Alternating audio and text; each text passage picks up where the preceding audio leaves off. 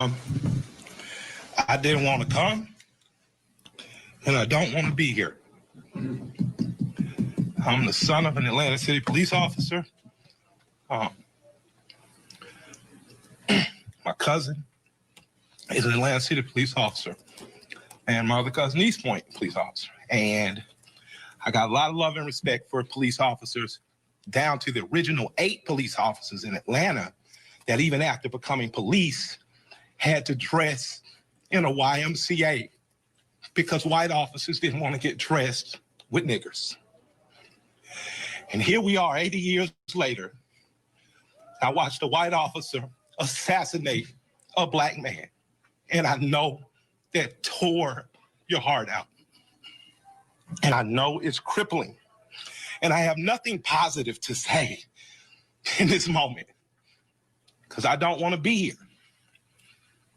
But I'm responsible to be here because it wasn't just Dr. King and people dressed nicely who marched and protested to progress this city and so many other cities. It was people like my grandmother, people like my aunts and uncles who were members of SCLC and NAACP, and in particular, Reverend James Orange, Mrs. Alice Johnson, and Reverend Love, who we just lost last year. So I'm duty-bound to be here to simply say that it is your duty not to burn your own house down for anger with an enemy. It is your duty to fortify your own house so that you may be a house of refuge in times of organization. And now, what's happening, everybody? Yes, Norma Thomas. This is Killer Mike, an American rapper, songwriter. I don't listen to a lot of hip hop. I know that I think he got started with Outkast, who I actually like a lot. I'm real picky when it comes to hip hop. There's just only a few songs here and there that I'll get into. It's just not my thing, for the most part. Well, it hasn't been since I was a kid. Like what it's become and what it's evolved to has not really been my thing. But man, when I was a kid, it was LL Cool J, and it was the Beastie Boys, and it was Run DMC. I mean, even further back, it was like Grandmaster Flash. And all that breakdance music when I was like 8, I used to love. But then I discovered rock and roll, like really discovered it when I was in my teens, and then I just kind of,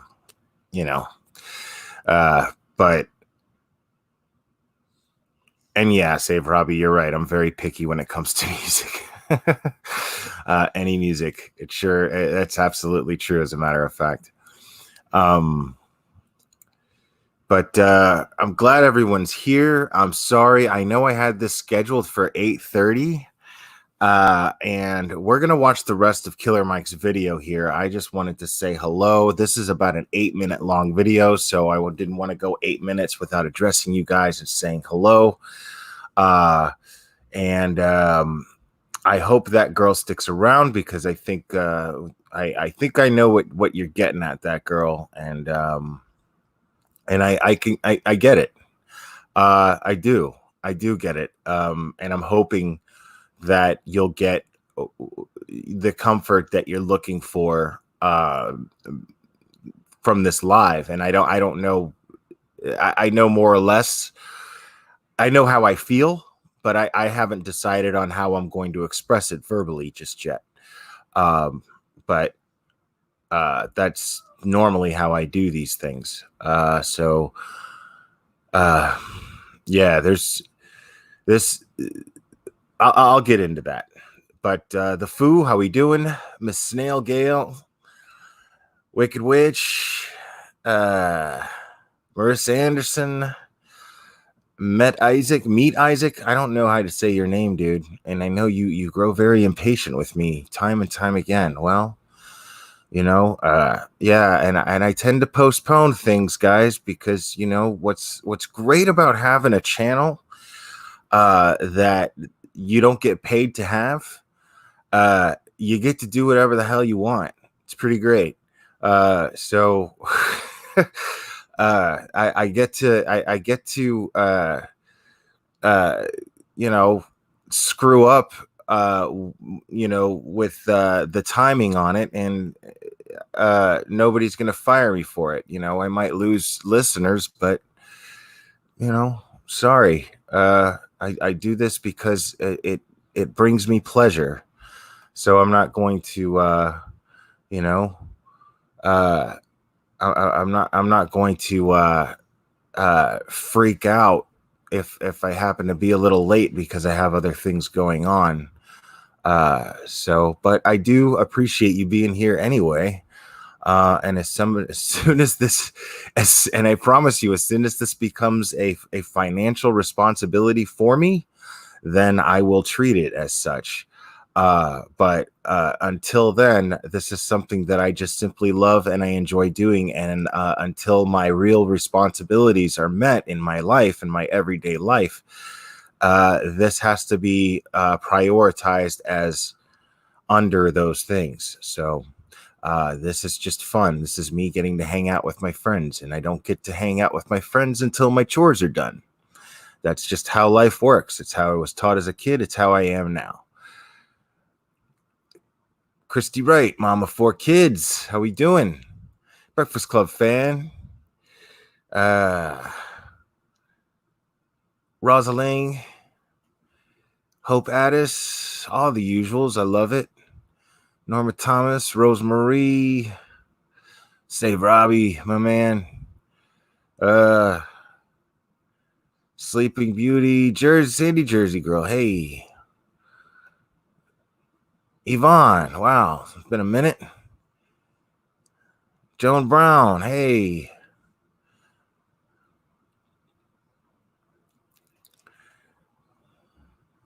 Lauren Elizabeth, how we doing? All right, I'm sorry if I missed anyone. Let's continue to hear what Killer Mike had to say, because this is one of the most moving things that I've ever heard. And it breaks my heart that circumstances like these are what cause people to reach deep down and have to express themselves and just put their souls out there naked, just to get us to understand their perspective. And this is not a man, by the way. This man is an artist. He gives us this part of himself all the time. And it's really sad that we have to hear this man in his hometown. And he says at the beginning of this video, I didn't want to come here. I don't want to be here. I just don't want to be here. Because he's I don't want to presume how he's feeling. That would be inappropriate. That would be I don't want to do that.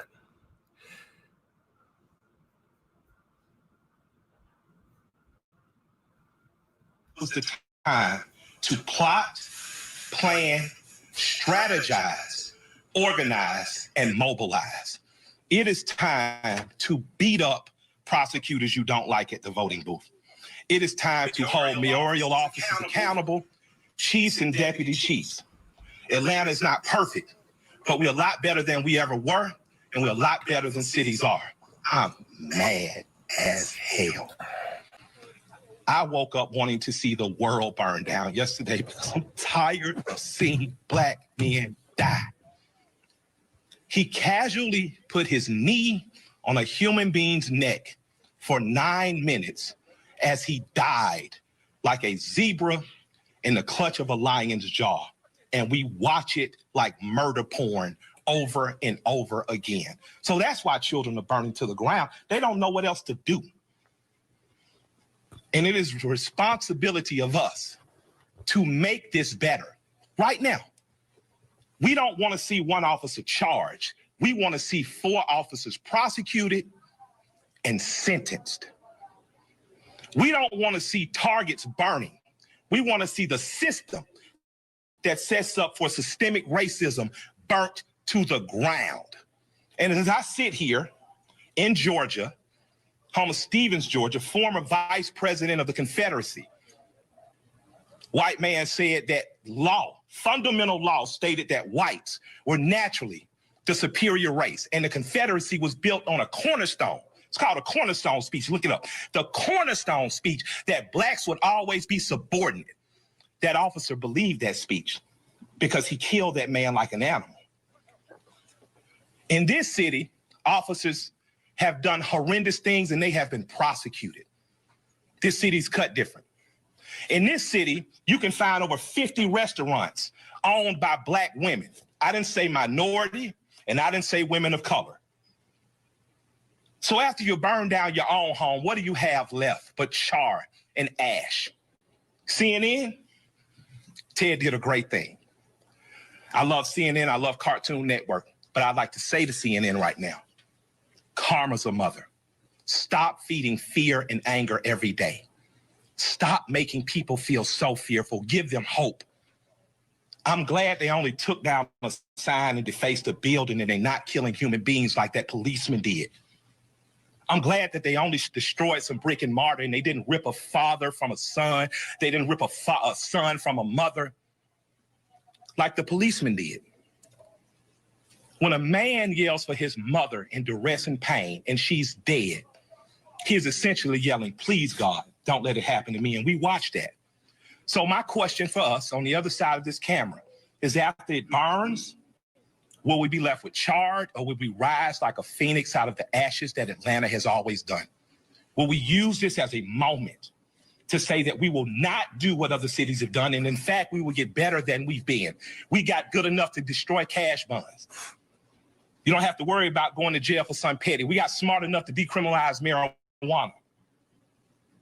How smart are we going to be in the next 15 or 20 years to keep us ahead of this curve? So that, much like when South Africa suffered apartheid, you had Andy and other politicians that could make sure that Atlanta said, Coca-Cola, we love you, but if you don't pull out of South Africa, we're going to leave. We're not going to drink Coca-Cola anymore. Coca-Cola jumped on their side and apartheid ended. So we have an opportunity now. Because I'm mad, I don't have any good advice. But what I can tell you is that if you sit in your homes tonight, instead of burning your home to the ground, you will have time to properly plot, plan, strategize, and organize and mobilize in an effective way. And two of the most effective ways is first taking your butt to the computer and making sure you fill out your census so that people know who you are and where you are. The next thing is making sure you exercise your political bully power and going to local elections and beating up the politicians that you don't like. You got a prosecutor sent your partner to jail and you know it was bullshit, put a new prosecutor in there. Now's your election to do it. You want a different senator that's more progressive, that promotes marijuana through, now is the time to do that. But it is not time to burn down your own home. I love and I respect you. I hate I don't have more to say. I hate I can't fix it in a snap. I hate Atlanta's not perfect for as good as we are. But we have to be better than this moment. We have to be better than burning down our own homes. Because if we lose Atlanta, what else we got? We lose an ability to plot, to plan, to strategize, to organize, and to properly mobilize. I want you to go home. I want you to talk to 10 of your friends. I want you guys to come up with real solutions. I would like for the Atlanta City Police Department to bring back the Community Review Board, one that Alice Johnson was formerly under Chief Turner. We need a review board here ahead of it before an officer does some stupid shit. We need to get ahead of it. That's my recommendation to my mayor and my chief. Let's get a review board. Let's get ahead of it, and let's give them power. We don't need an officer that makes a mistake once, twice, 3 times, and finally he kills a boy on national TV, and the next thing you know, the country is burning down. We don't need a dumbass president repeating what segregationists said. When you start looting, we start shooting. But the problem is some officers black and some people gonna shoot back. And that's not good for our community either. I love and respect you all. I hope that we find a way out of it, because I don't have the answers, but I do know we must plot, we must plan, we must strategize, organize and mobilize. Thank you for allowing me some time to speak. I'd like to appreciate our chief for what she said on YouTube. I thought it was very bold to do. I'd like to appreciate our mayor for talking to us like a black mama and telling us to take our ass at home. And I'd like to thank my friend for convincing me to come here. And I'll defer to Joe Beasley now because he knows a hell of a lot more than we do. Thank y'all.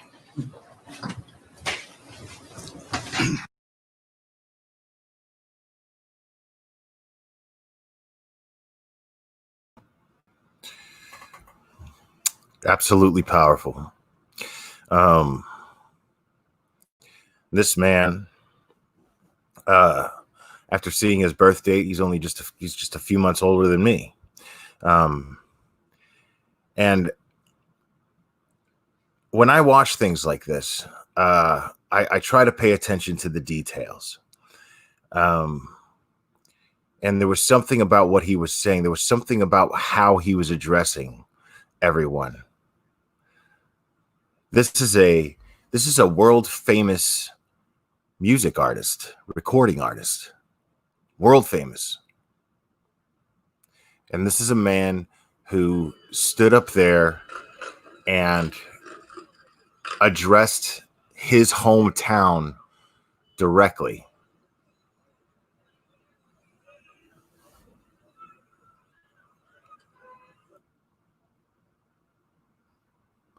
He wasn't concerned with, and I'm not saying that he doesn't care or he's not concerned with what's going on in the rest of the country. I'm sure that he cares about things, obviously. What I'm saying is he felt his place where his heart was in his home,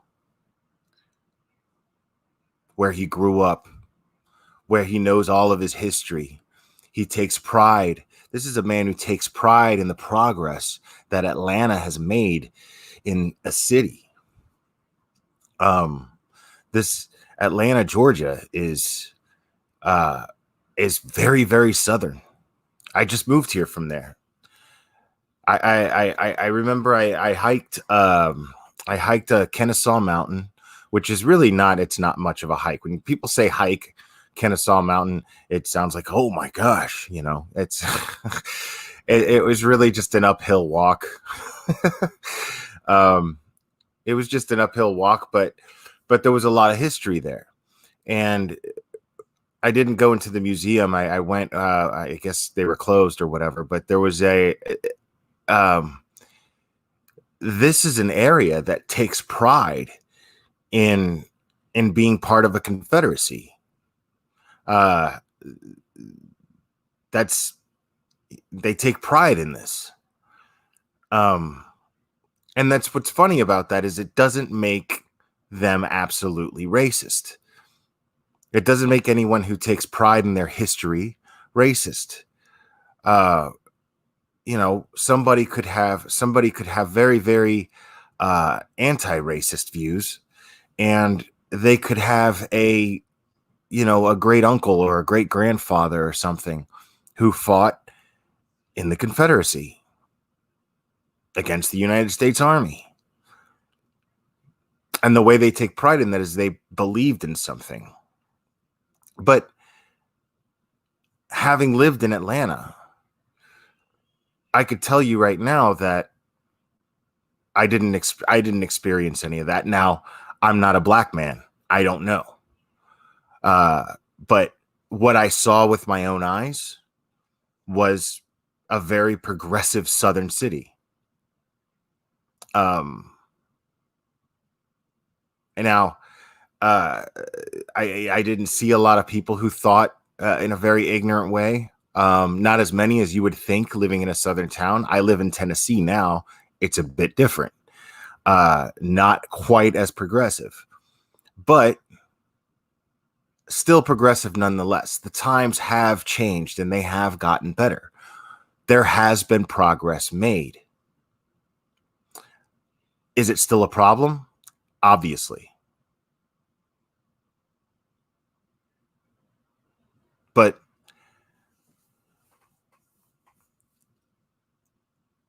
what he was talking about when he was taking pride, the way that he was taking pride in his own city, in his own hometown, and talking about the progress that that city has made.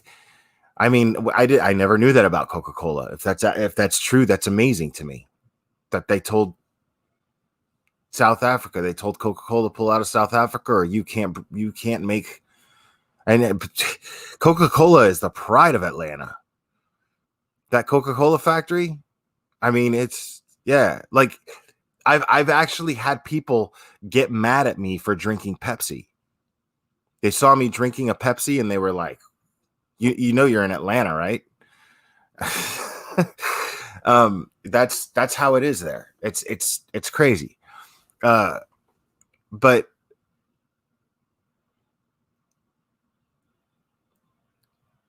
people, there's nothing that's going to make me think that any good is going to come from burning down your own city. And here's the thing though. I'm not about to sit here and talk real nice things about CNN, but the fact that he addressed CNN the way that he did, I thought was right on point. I thought that was right on point, because that's what CNN's been doing since this whole COVID-19 started. They have been doing nothing but spinning fear. And I've been talking about it on this channel, how much CNN has been spinning fear.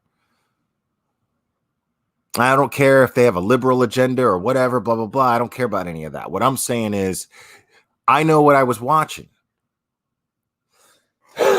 Now, I've been watching CNN here and there as far as these protests and riots have been going. And I'm hearing reporters speak, but I'm hearing reporters speak when I see live coverage of what they're witnessing. I'm hearing them come from the heart and not so much sounding like they're sticking to a certain script necessarily. I'm hearing some of them actually feel awful and ashamed, and addressing the fact that it's cowardly to break into a business, to use the memory of a man and use the anger of the unjust death of a man who had loved ones, who was referred to by friends and family as the gentle giant.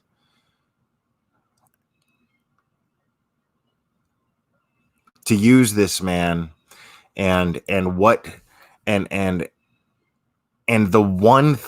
one positive thing that he could have died for.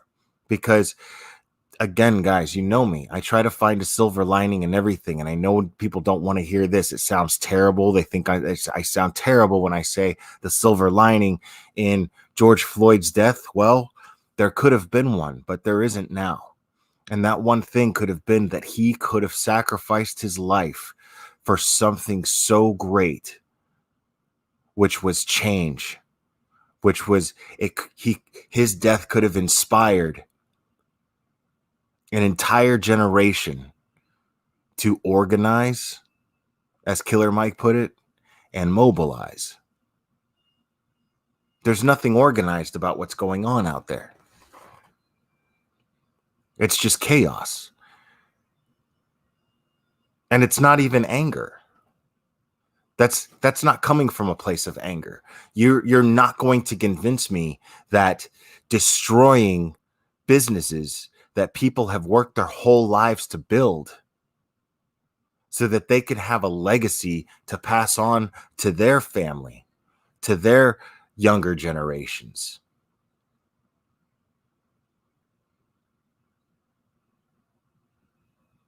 To take someone's footprint that they left in the sand of the time that they were here on earth and just wash it away because you're greedy, because you simply can't appreciate an honest day's work. And this is the thing, before somebody sits there and tells me, oh, well, you know, you're assuming that they don't have jobs and blah, blah, blah. Well, you know what? Anybody who can appreciate an honest day's work isn't going to destroy someone's workplace.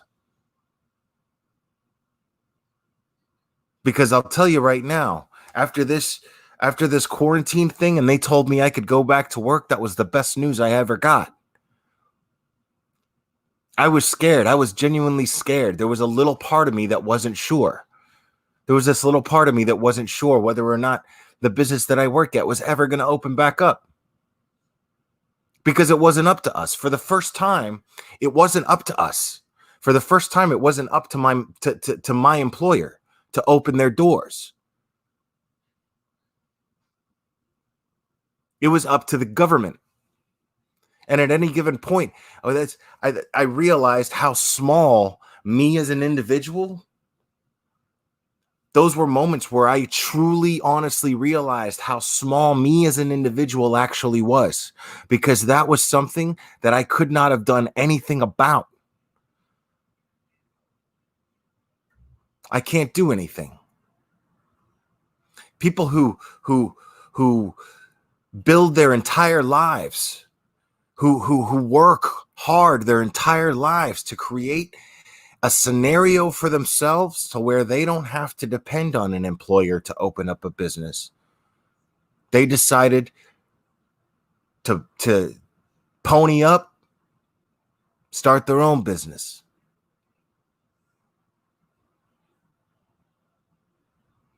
Who was it that said, I don't know who it was that said, I think it was Jimmy Hoffa maybe. No, it wasn't Jimmy Hoffa. He felt the opposite, actually. I can't remember who it was that said this, but, you know, a great man doesn't look for a job. A great man creates jobs.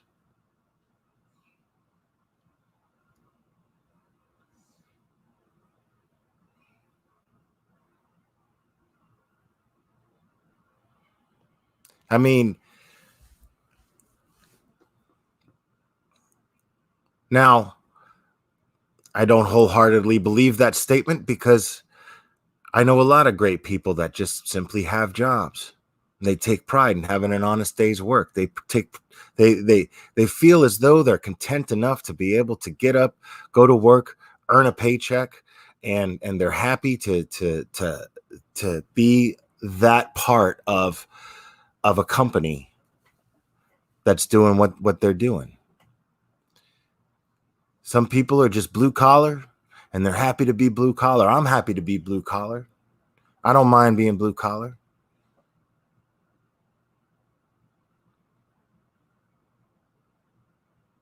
I take pride in what I do. I take pride in working for who I work for, especially the way that my employers handled this quarantine situation. We were closed for business that entire time. That entire time, I got paid. A lot of businesses weren't able to do that. Now, yes, the government did help out with that, but did the government really help out with that? Did they help us out, or did they give us what we already work for? That stuff comes out of our taxes. That's our money anyway.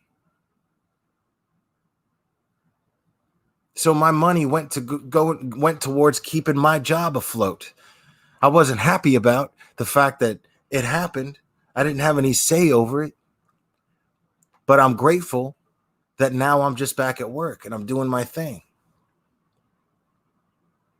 And I'll tell you what, man, somebody comes trying to loot where I work. Oh, I'm burning with that. I'm burning with that building. I'm telling you right now, I'm going with it. That's where I go for my peace. That place gave me a chance. That employer showed me how valuable I was during a time that they've never had to face as a business owner.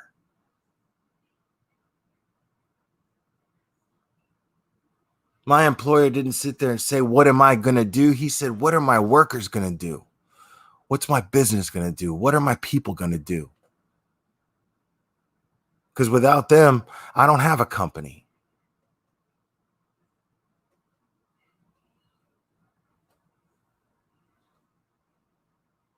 That's what my employer did. And I never had one conversation with them. Never once had one conversation. I saw that through their actions. I saw that through my company's actions. We went back to work as usual. We closed. While we were closed, we cleaned. It was optional for me to clean. Nobody said, hey, you have to come in here. We're paying you anyway. You should come in here and clean. I said, no, I want to go in there and clean. Nobody made us do it. They said, hey, listen, a few of us, and these were the managers, the management of the company, of the location that I work at. They said, we're going to be in here cleaning. Anybody that would like to help, you're welcome to. You're all going to get paid anyway. But if you want to if you miss where you work and you want to just hang out with us and keep working a little bit, doing something a little different, well, come on. And I was happy to do it. I was grateful.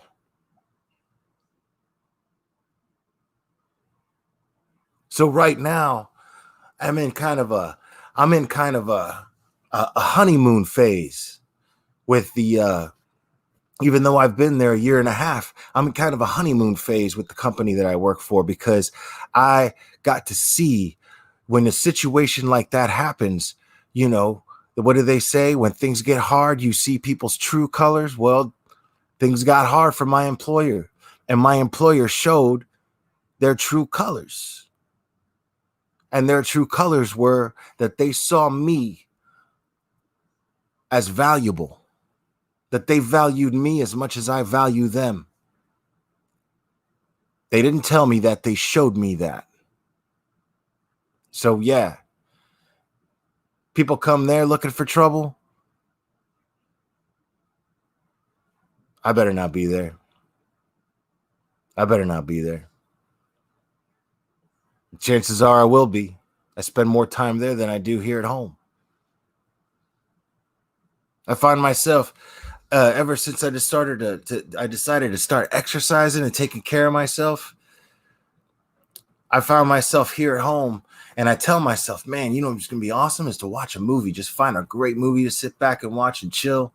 And you know what happens is I don't have the attention span. I find myself wanting to go to sleep, because the earlier I get to sleep, the earlier I get to get started again and get my routine, keep going in my path towards self-improvement.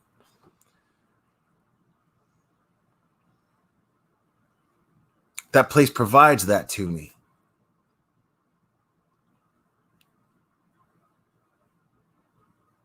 So that's why I don't feel like there's any excuse whatsoever for what's happening out there. Again, I said it before. The peaceful protesters and what they're protesting for, I support 150%. They should absolutely be out there organizing and mobilizing, as Killer Mike said. They should be absolutely out there doing that. But there's a whole nother situation going on. People are talking, because here's the thing is I don't think that anybody who's genuinely protesting this, it just doesn't make sense. Why would they start looting? Because I could tell you right now, everybody that's in this chat that watched that video, they felt angry. They felt angry at what they saw. Everybody here, I think, supports these protests. But the rioting, wait a minute, where'd that come from? And yo, who are these people that are doing this? And so there's a lot of rumors. I'm hearing that Antifa is behind it. Antifa is out there paying people, paying them cash money cash money to get out there and be violent and cause havoc.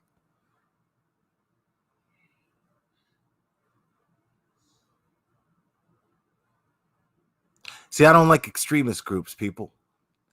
I don't like extremist groups because extremist groups are cowards. If you have to wear a mask to do your dirty work, then what you're doing is cowardly. I don't want to hear the excuse of, oh, well, the norm just doesn't understand why we're doing it, and so I have to protect my identity, blah, blah, blah. I don't want to hear that. I don't want to hear that. Nah, man. If you feel such conviction behind what you believe in, then you want to show your face. You want people to know who you are and where it's coming from.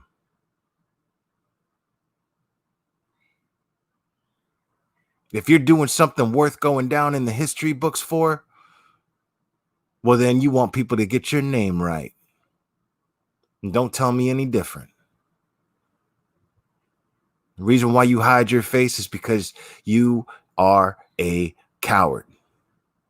And you don't, deep down, you don't really believe in what you're doing. You're doing it for some other reason that you're just too scared to face.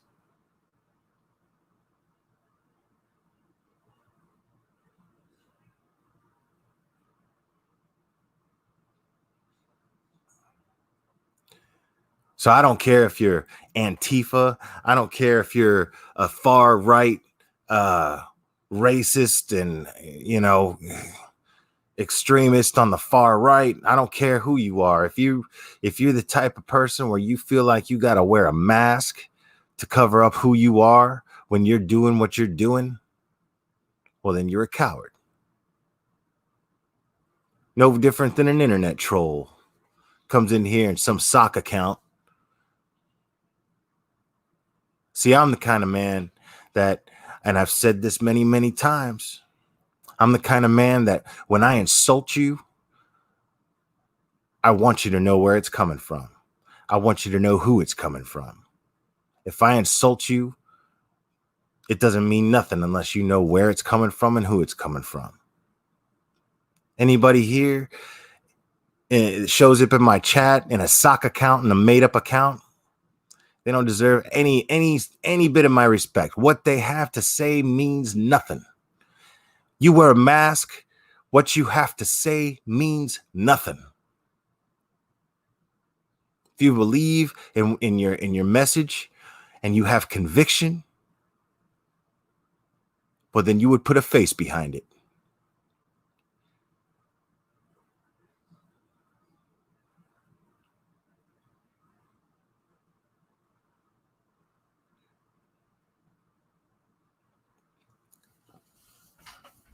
See, that's something I don't have patience for. I don't have patience for cowardice. Because I believe in actually believing in what you're talking about and what you're saying. Otherwise, it has no substance. It has no substance. I sat here and I remember about, I don't know, maybe over a week ago, I listened to this one YouTube creator get on here talking about, man, I didn't promise to give you a certain type of content. I just give you content. You can't deny that I give you content, right? Just pissing himself all over the internet. And I was just like, Jesus, man, get your shit together, But I thought about what that person said. I thought about what they said. And when it comes to content, what kept going through my head is, you could put out all the content that you want, but the thing is it's not really content. If something lacks substance, well, then that's what makes it content. Something that actually has substance to it. It's not content without the substance. If I could sit here all day, I could just come up here and start talking about just making shit up. I could do that. Just sit up here and just start making stuff up. But when the truth comes out that there's nothing to it, well, then that's not really content, is it?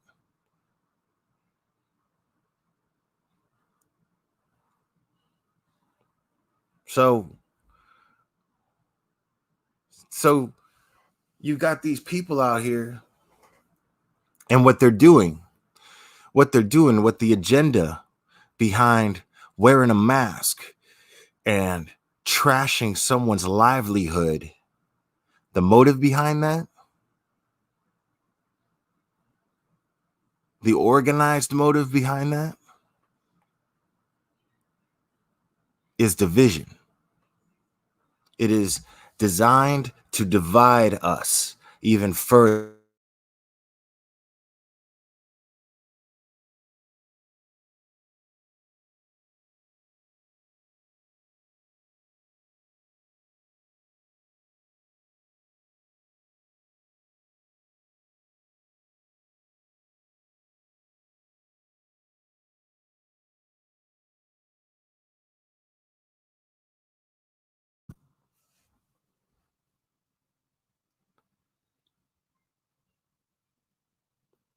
So whether it's left or right, who cares? Because that's what they're trying to get you to do right now. The news is shifting that into that direction. The media is shifting it into that direction, right?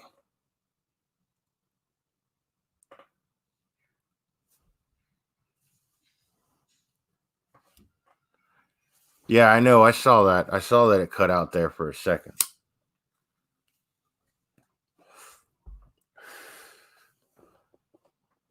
The media is who's shifting this into that direction of splitting us one type of person from the other. That's what's happening right now. And that's what was happening with somebody in my chat. Somebody in my chat was saying, somebody that I love and respect very, very much, was sitting here saying, man, I've got some real strong feelings.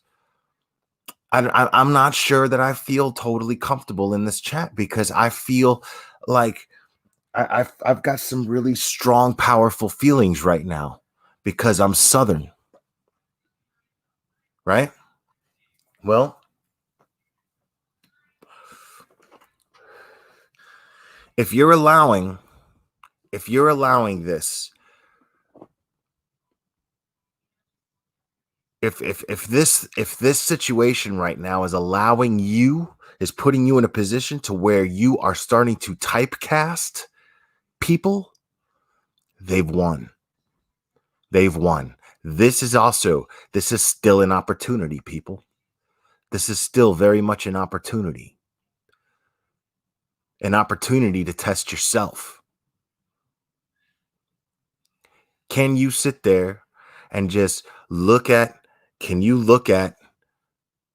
a crowd of people doing awful things out in the street and not see color? Can you still do that?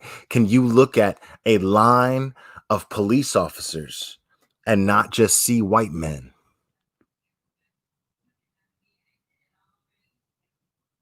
Can you see that line of police officers standing there with their shields, standing there with their nightsticks and their pepper spray? Can you see them as family people?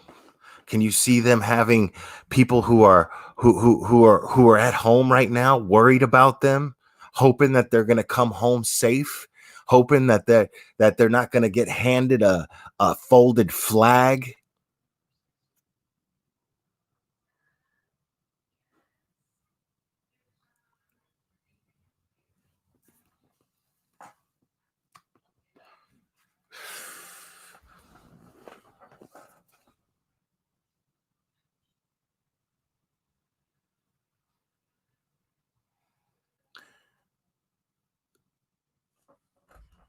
We're going to look at something else, guys. I saw this today. Well, let's look at this before we do.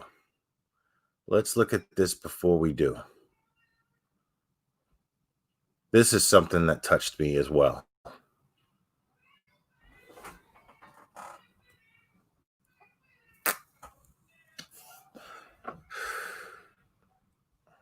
Come on, man.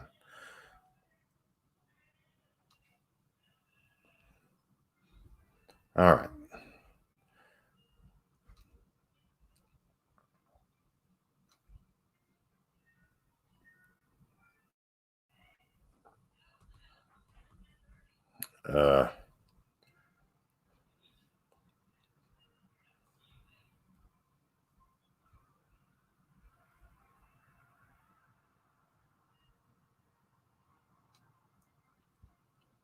Sorry, guys. Give me 1 second. Whenever I play videos off of Facebook, Facebook is so slow, dude.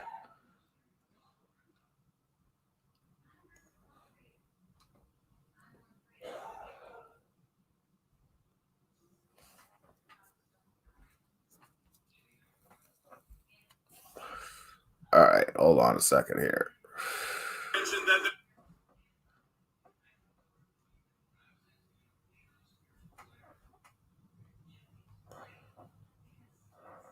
All right, here we go.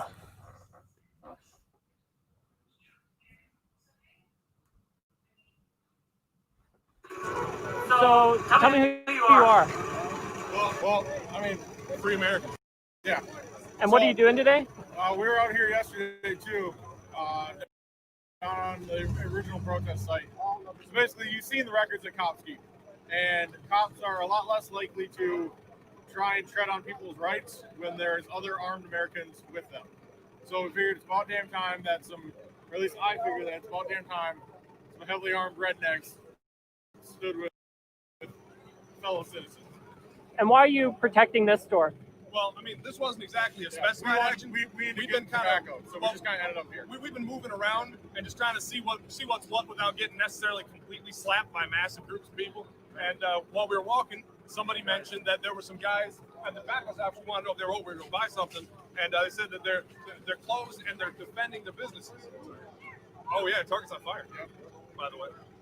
Yeah. But and anyway, so we heard that, we're like, well, we better kid up and go see if these guys need help. And turns out these guys are out here with machetes and shattered windows trying to keep looters out of the business because cops can't get in here.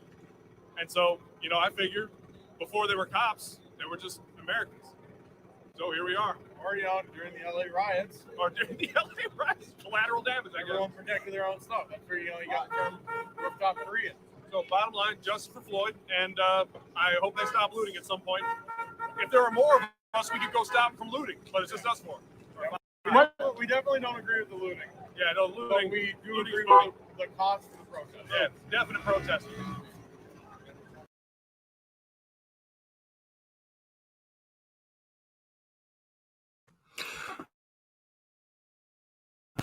We're a total of 4 white men. One of them referred to themselves as rednecks. Like I said, sometimes they take pride, and there's not necessarily anything wrong with that, in my opinion, personally. As long as what you take pride in is not someone who expresses hatred and dedicates their lives to hatred. And these were definitely not those type of men. These were men that were proud to be Americans, and they were proud to be able to to carry weapons, being trained in using weapons. And what they chose to do with their Second Amendment right was to stand a post and protect a business that they cared about from looters who, as Caleb put in the chat, I was reading that, looters who don't even know George Floyd's name, don't even know what they're out there for. And rumor has it that they're being paid cash. Anybody, homeless people, whoever, they're putting money in their hand and saying, go trash this place. Get some people together. Because the purpose is to divide people. The purpose is to keep the blinders over your eyes. The purpose is that you continue to see color.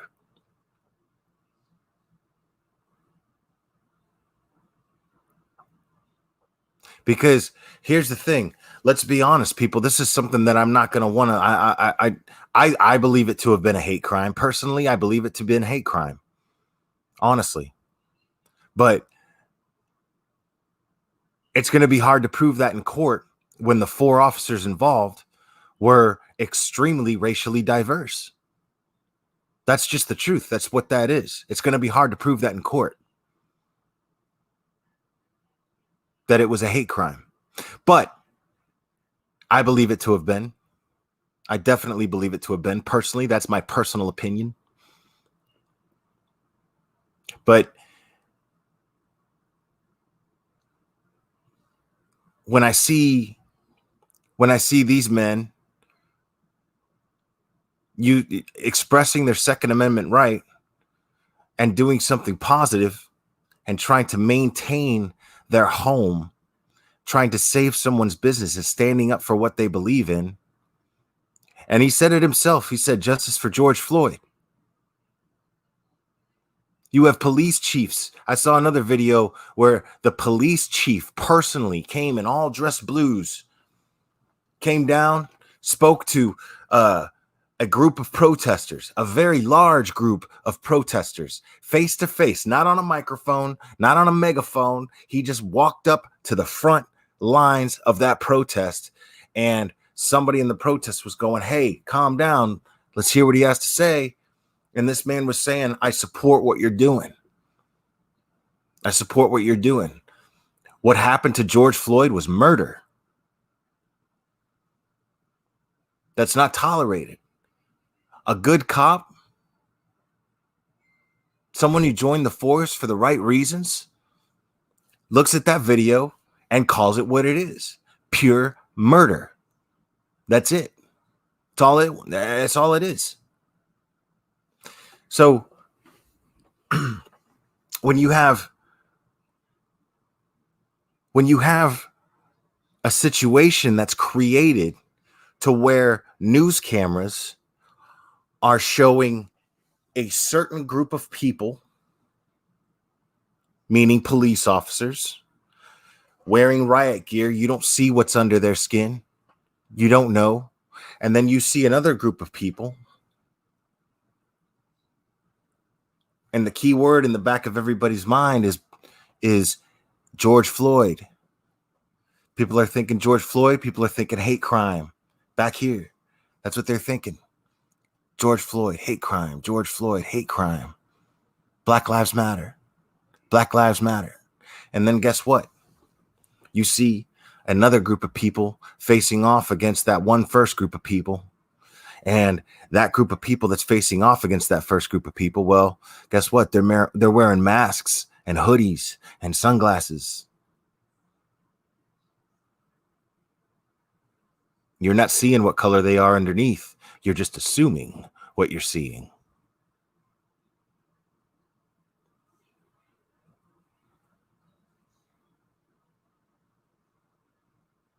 And so when you sit there and you watch the news, to somebody who's going to watch the news, the majority of person, the average person is watching the news. The average person who swallows whatever's fed to them because the news has it on and the news is saying it. Well, guess what? That average person with an average way of thinking sees cops versus black people. Cops versus black people. And that's all they see. Black people looting. Black people destroying lives, destroying livelihoods. That's what the person watching CNN sees. That's what the person watching Fox News sees. Because the idea and the intention, the motive, the objective is to divide.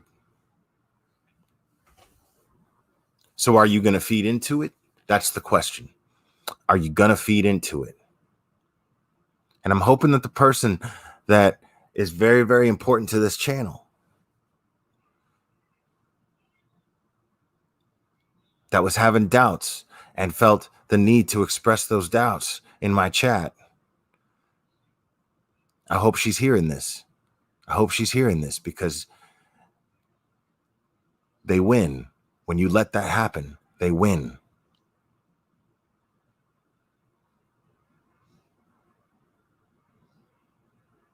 You know how I am about accountability here, folks.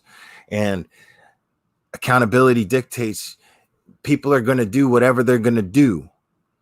The question is, how are you going to deal with it? How are you going to allow yourself to react to it? How are you going to allow yourself to be affected by it?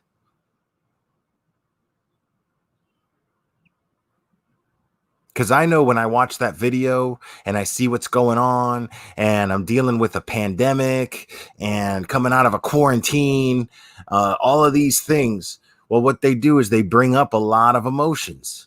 That's involuntary. That's going to happen. All these emotions are going to just come up. They're going to boil. They're going to boil and they're going to come up. Now, once that happens, make no mistake, it's completely up to me which emotions I choose to allow me to succumb to, right? What and how do I choose to manage those emotions? Once that ball is in my court, that ball is in my court. How I choose to play it is up to me. Nobody else. They no longer have that responsibility.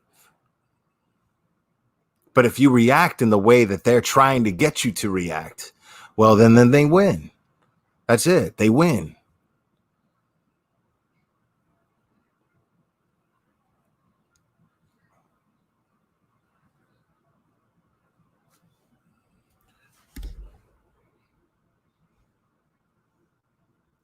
What's up, man? How's it going? Have you gotten your stimulus check yet? I don't even know what this is, guys. Facebook is acting up on me again. Why? I was in the military. I got other things that was going on. Oh. What's up?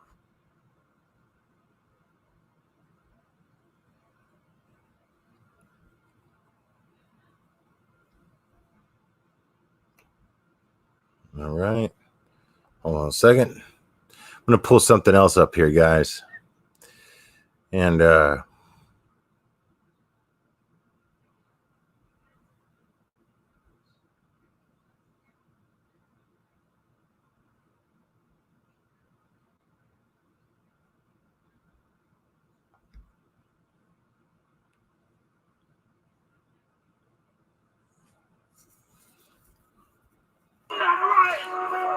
guys, this is from the 90s, actually. This is from the LA riots.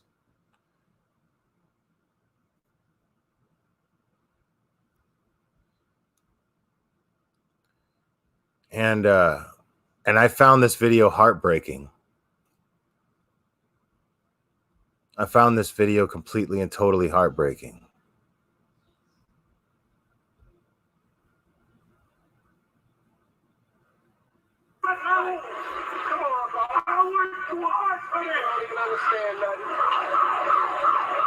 It's not right. It's not right. It's not right what y'all doing. I came from the ghetto too. Same as all of you did. Y'all need to listen. But y'all not the black business.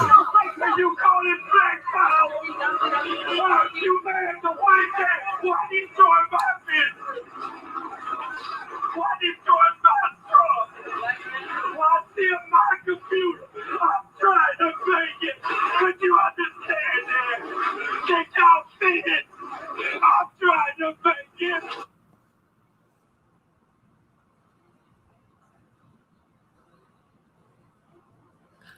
Can you imagine? Can you imagine? You see that man's age? This was in the 90s. This was in the 90s. This man must have been easily in his 60s, 70s.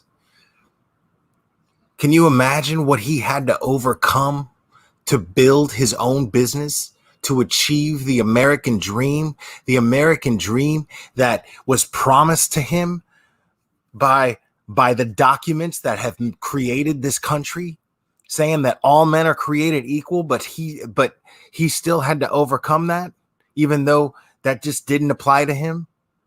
It should have, but it didn't in the time that this man was coming up.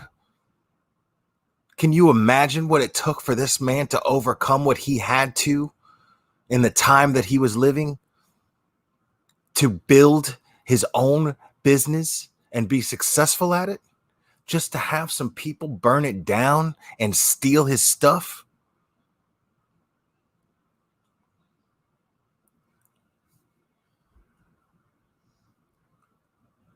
And somebody was like, that's from the 90s. You know, I'm like, how does that make it any less relevant?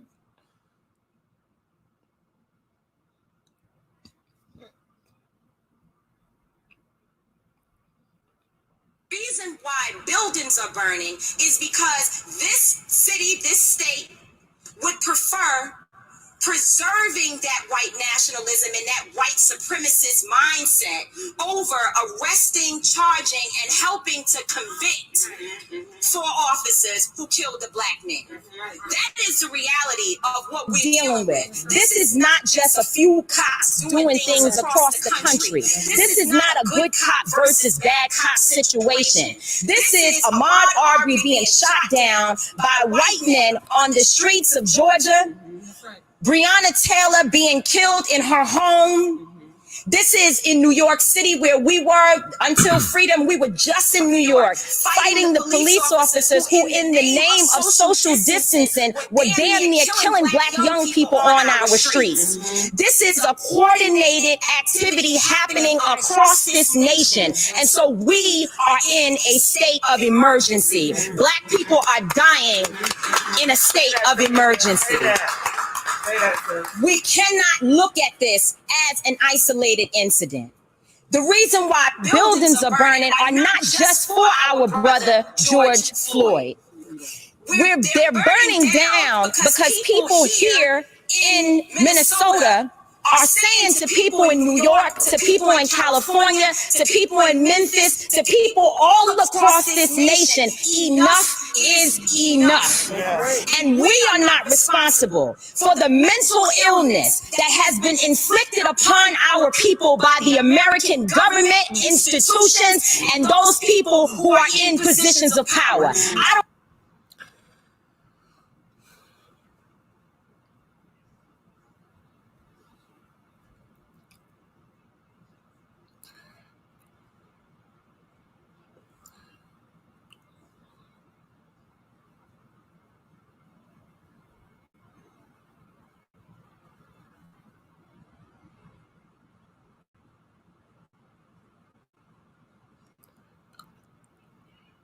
Guys, we got to do something different here, man. Now, what was funny was before I listened to Killer Mike's speech, before I listened to that, I was like, everything's over. That's how I felt. I felt like this is it. An entire race war is going to break out. But he actually presented some hope. He made a metaphor of rising from the ashes. And I have to believe that something good is going to come out of all this. I have to believe that. We all have to believe it, I think. We all have to try to believe it.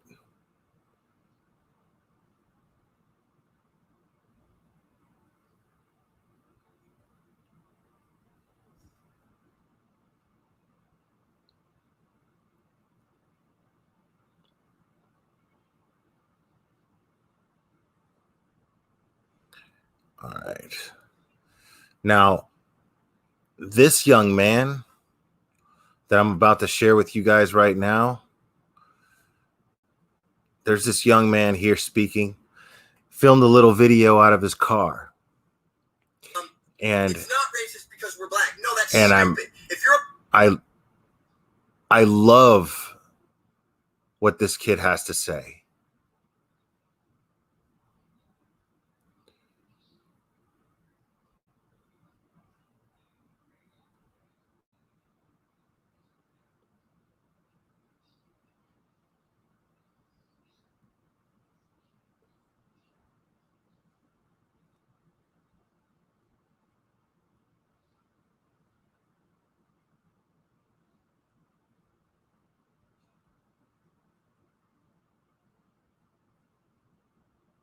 No, hold on. Sorry. I'm sharing the wrong thing here.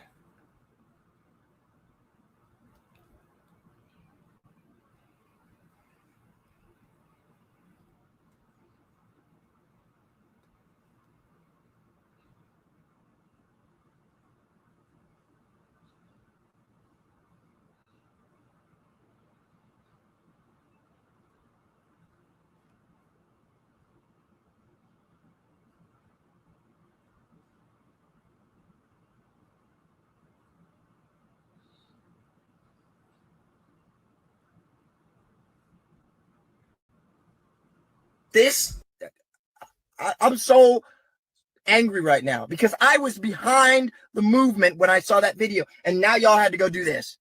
This is the stupidity that we're dealing with. Yes, you're going to set race relations back 100 years because one tragedy occurred that everyone agreed. They were united in their agreement that it was a tragedy. Are you stupid? I don't know why people suddenly think it's okay to be racist, but it's not racist because we're black. No, that's stupid. If you're a black supremacist, you're every bit as racist as a white supremacist, destroying random people's cars.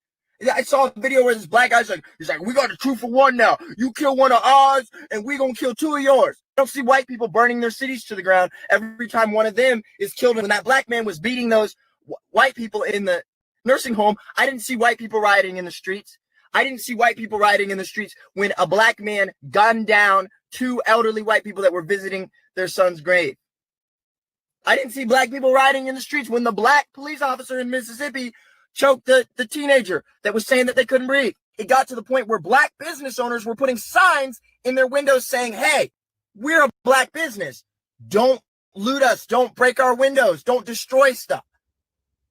And I know people are like, oh, well, Trump tweeted something that could be considered racist. He said, they shouldn't be destroying stuff. You're darn right they shouldn't be destroying stuff. He's, well, where was this energy with the white protesters 2 weeks ago? Well, the white protesters weren't destroying stuff.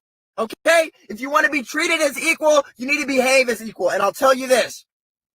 It's not the white man's fault that black people are not doing as well in America as some white people.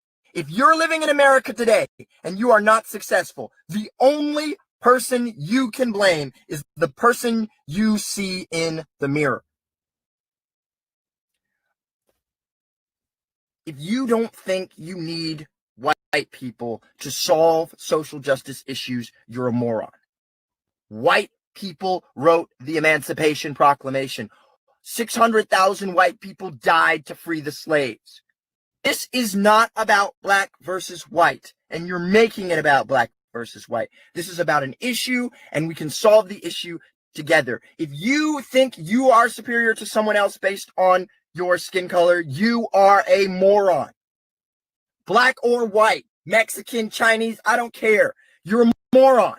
And racism is racism, and it's not okay. It's 2020. We should be so far beyond this nonsense. I'm Joel Patrick, and I hope you have a wonderful day.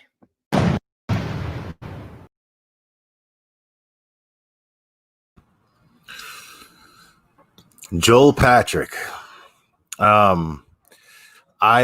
I found that video inspiring, and it's funny because I didn't completely 100% agree with everything he was saying.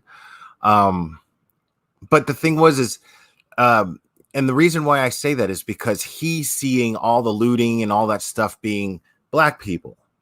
I don't think what I love about this kid is how passionate and logical and rational he is for a kid his age. And I don't know how old he is. I'm guessing he's about maybe 18. But he has a very strong passion, and he feels a lot of conviction behind what he's talking about. But the thing is I don't think that the looters are predominantly black. I just don't think so. And I think that we're being led to believe that that's the case. And so I'm just not going to swallow that. That's not what I'm going to do. What I'm seeing is a group of assholes taking something and using it as an opportunity to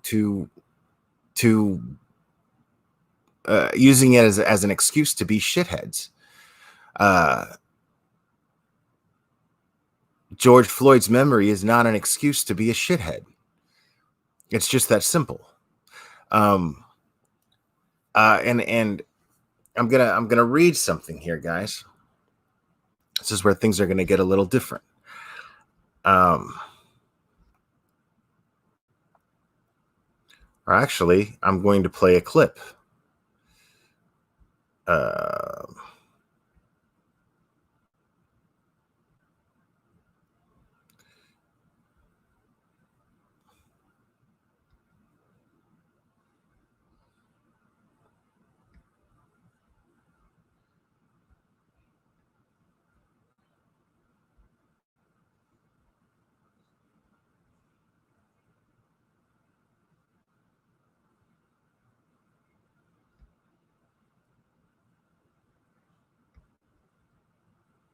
Night of protests following the deadly arrest of George Floyd in Minneapolis. Today, President Trump urged authorities to, quote, get tougher.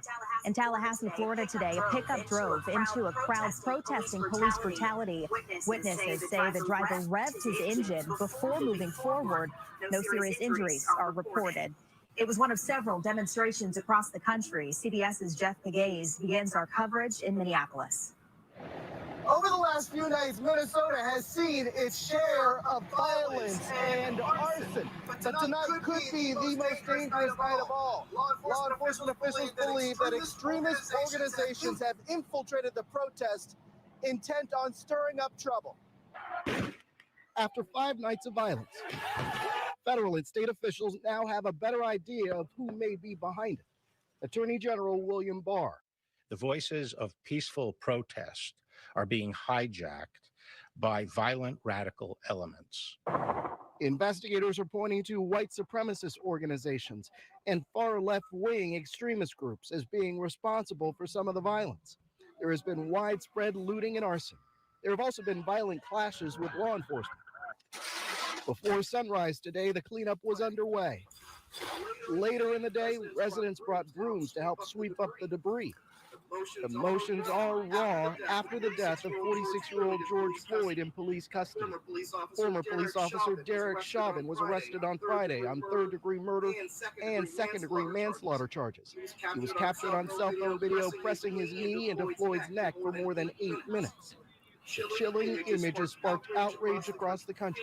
I can't even look at that anymore. Protest in Louisville, Boston, and Atlanta, where demonstrators shattered windows and tossed rocks into CNN's headquarters. In New York City, officers in riot gear faced off with protesters, making more than 200 arrests. Today, in the Twin Cities, officials asked the peaceful demonstrators to stay home tonight, setting up a potential showdown between law enforcement and the groups behind the violence. Minnesota officials say about 80% of the arrests so far are people from out of state. Officials say their tactics against the agitators are evolving. And while they respect peaceful demonstrations, there is a limit. Those lights stop the end of a Molotov cocktail thrown into an open business. More members of the National Guard are rolling into the Twin Cities. The state's government I got to agree with that. a full mobilization for the first time since World War II. The losses have been staggering here for people like Dr. Ali Barbarawi, whose dental clinic has been reduced to rubble. From his home last night, he watched his security camera video as the arsonists busted into the clinic, rummaged through his drawers. And now, this morning, you see it. What do you see? Total chaos. Total chaos. It's not going to help anything. The cleanup here has already begun, but this city can't make a full recovery until the violence stops. And that's why officials hope that the next 12 to 24 hours will be a turning point. Samantha. Jeff.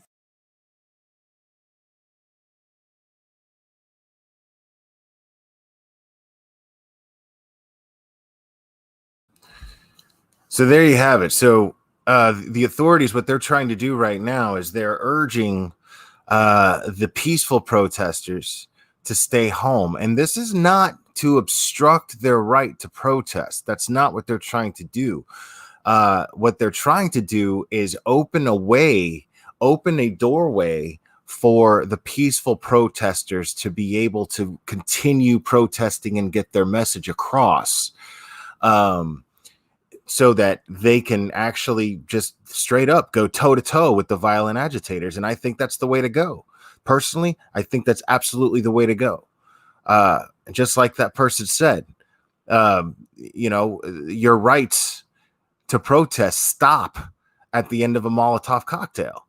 You don't get to trash someone's business and then expect to have the right. You don't have the right to trash property. You don't have the right to do that.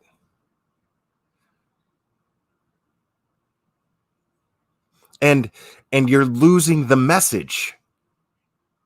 You're absolutely 100% losing the message once you get violent. You're not building your message, because at that point, the police are just going to see you as a threat.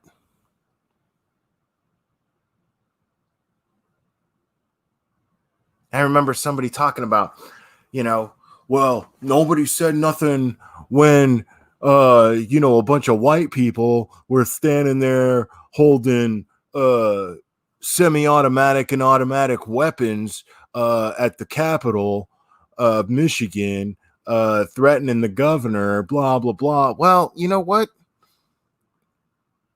I don't know about threatening the governor. I mean, that's absolutely not okay. But I'm seeing a bunch of people that were exercising their First and Second Amendment rights simultaneously. And I think that got a lot of attention. And I think that it actually got a lot of positive attention. It definitely got some negative attention, but it got some positive attention, because you cannot deny the fact that the difference between those protests and these protests is those were peaceful. These are not. I think it speaks volumes when hundreds of people can get together carrying firearms and exercise their First Amendment right and Second Amendment right peacefully. That speaks volumes of us as a people when we can do that. But it also speaks volumes of us as a people when we show that we can't do that. And that's what's happening right now. And I have contempt for that. I have contempt for that, for these displays of behavior that are happening in my country right now. Because I take pride in being a working man, as I stated before. You don't represent me. When a soldier puts on a uniform and goes overseas, that soldier, being a soldier for the United States, that soldier represents me. It represents how I feel. It represents what I believe in. So when a soldier does something wrong, unethical, doesn't follow the Geneva Convention and what it's for, then I get pissed. But what's the difference between a soldier out there and a soldier on the ground here that's not wearing a uniform but has a belief and has something very, very powerful to say, such as, I'm here, and what happened wasn't right, and you have me and everyone else here to answer to for it?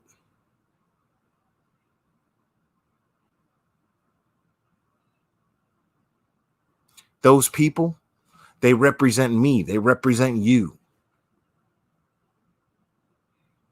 Because they're out there. They're out there standing up for something that they believe in. But if you go out there and you wreck the very thing that makes America beautiful and great, which is the right to be independent and make something of yourself, and you go and you destroy that for somebody, that's not protest. That's terrorism. That is domestic terrorism. You might as well be burning the flag too while you're at it.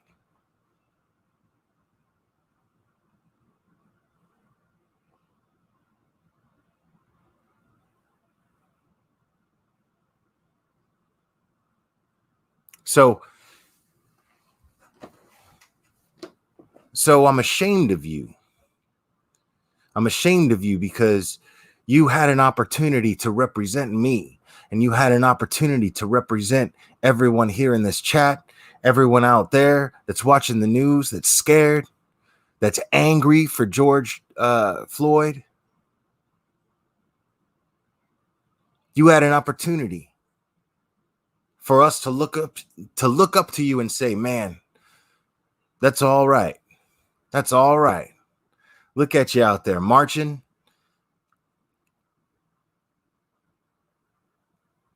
organizing. That's something to take pride in when you see Americans doing that. That's something to take pride in.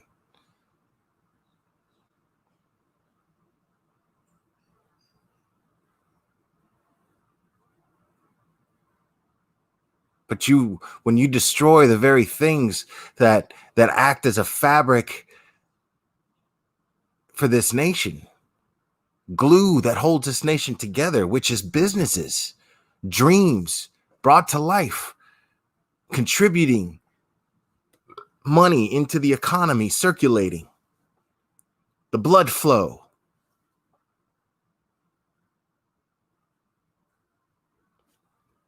You're a terrorist. That's what you are in my book, period. You're a piece of shit.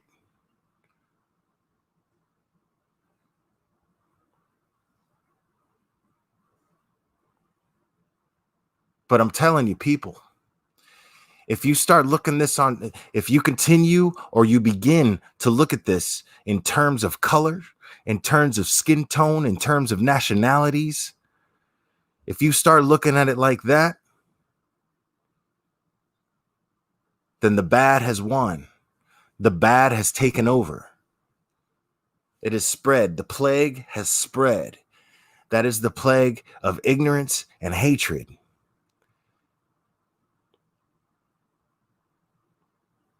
I'm not swallowing that pill, man. I'm not doing it. I know what I see. I know what I see. I see the difference between people who actually care and people that don't, and people that have no respect for a warm-blooded, hard-working, backboned American.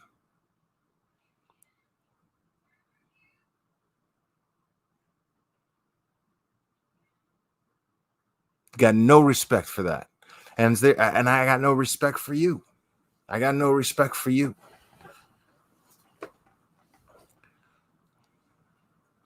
But for those of you who have organized and marched out there and face the police simply to have your voices heard, no intentions of hurting anyone, no intentions of taking something that doesn't already belong to you, wanting to spread a message of positivity and love. For those of you who are out there doing that right now, who've been out there doing that, my hat's off to you.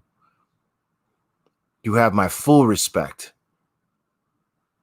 Because to me, you're just as important as any soldier that puts on a uniform, carries a gun, and stands a post anywhere else. To me, you're just as important.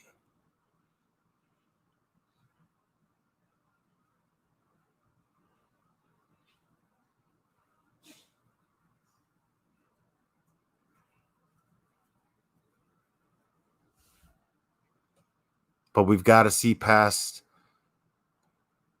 You got to be careful what look at what they're feeding you before you swallow it, man. Because the objective here, make no mistake, is division. The objective is to divide us, have us at each other. Hell, they did that shit with the masks. All of a sudden, this pandemic, it became political. How the hell did that happen? How the hell did a medical issue become political? And everybody fed right into it.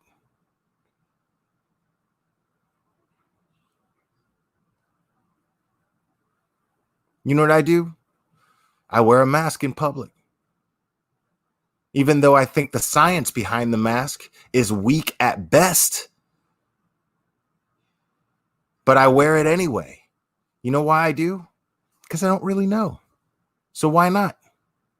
I don't really know. I think it sucks, but I do it anyway. But the thing is also, I have no problem with anybody who doesn't wear one. I really don't care. I have no issue. I choose to wear one just because better to be safe than sorry, right? That's my philosophy on the whole mask thing. That's it. But we allowed that to divide us. And while we're already somewhat divided, and it's all politics. Does anybody here really give a shit about the politics? What I give a shit about is people being able to run their businesses and achieve their dreams that they worked hard for. That's all I care about. That's all I care about. My objective in this crisis is the same as the crisis that's been taking place just before this one. What I want to see is I want to see businesses and lives flourish. That's what I want to see. I want to see people moving on with their lives and having and getting back to normal. That's what I want to see. And I want to see justice for men and women like George Floyd, who die unjustly, like Mandy Gorsuch. I want to see justice for these people and their families.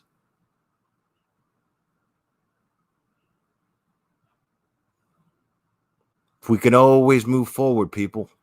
We can always move forward, but we're not going to move forward by moving backwards and undoing hundreds of years of progress. We're just not. Doesn't matter which side you're on. Doesn't matter what color you are. Anyways, guys, I appreciate you. And I'm really glad that we got to hang out again tonight. And I appreciate you listening. And I appreciate all your comments in the chat. And anybody catching this on a replay, your comments are welcome, please. Just please try to be respectful. I know that everyone has strong passions and strong convictions behind their opinions. I get that. We all do. And as it should, as you know, these things should bring out the passion in us. What are we going to do with that passion, though? That's the question. What are we going to do with that passion? Where are we going with this? Every move forward is going to be up to you. Every move forward is going to be up to you.